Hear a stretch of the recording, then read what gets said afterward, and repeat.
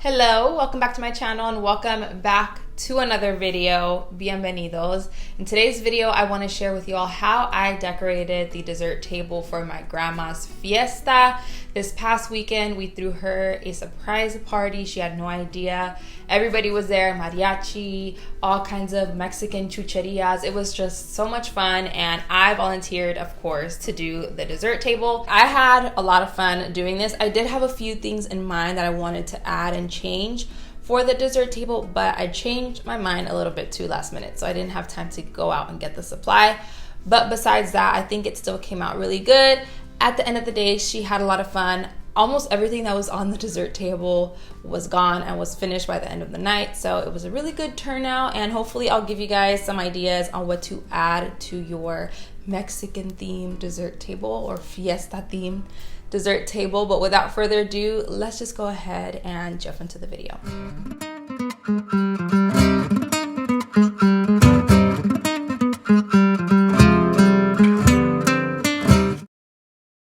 Okay, so just like in my previous dessert table decorating video, the day before the party, I went ahead and set up my dining table exactly how I was thinking of doing it for the party. That way I have a blueprint of how it's going to look. At the end, I go ahead and take a picture of it just so I know once I get there the next day how exactly to set it up, and it's not going to take a long time. I'm not going to be struggling because I already know exactly where everything is going to go. So here I'm just moving things around, seeing how I want to set things up, what I want to keep, what I want to take out, so on and so forth. And by the way, down in the description box, I'll have my previous video so you can see where I got some of these things from, and anything that I didn't mention in that video, I'll put in the description box as well.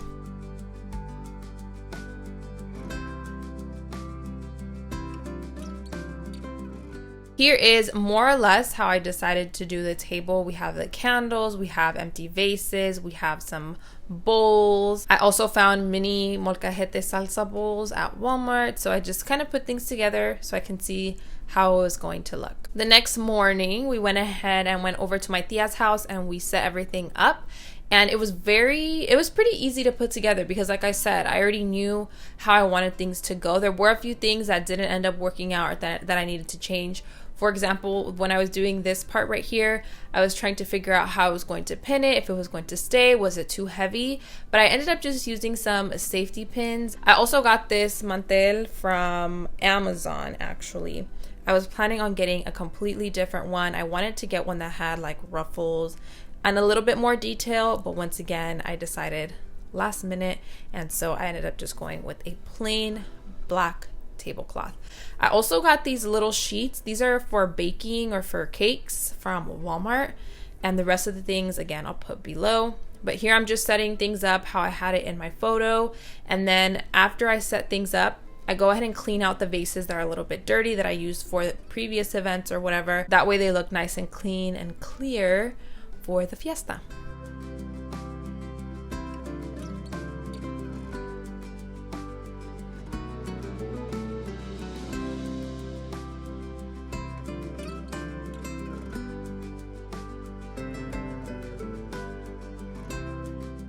Everything is nice and set up, so this is the fun part, adding in all the different candies, all the different dulces, chucherias.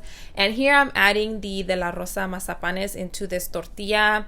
I forget what they're called, but it's where you keep the tortillas to keep them warm. So I filled it up with mazapanes, and then the rest, for the little vases, I did the elote lollipops with chile. Those are really good. I think those were pretty much gone by the end of the day as well. And then we did some peanuts in the little salsa molcajete bowls. For the white bowls, I ended up adding Doritos in there, and those were a hit as well. They were gone by the end of the night, and everybody loved them. You can add and take away any different Mexican candy that you want.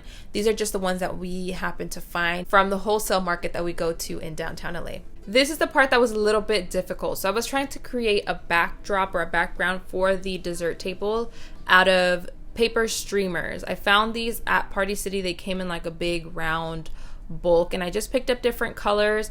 I laid a piece of tape on the floor, upside down of course, with the sticky part up, and I stuck all the paper streamers on there. It was hard because I didn't know how many of each color to do. I didn't know how it was gonna look, but I just I winged it basically, and I went with it and see what I was able to come up with. Once we were done, we added another piece of tape on top to kind of seal the deal, and we put it behind the dessert table.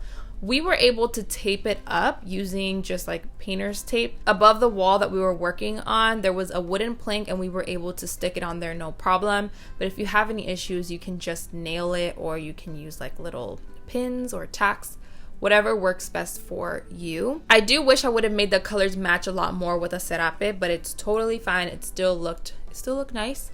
And then my tia added some flowers, and that made it kind of come all together, and it completed the entire dessert table.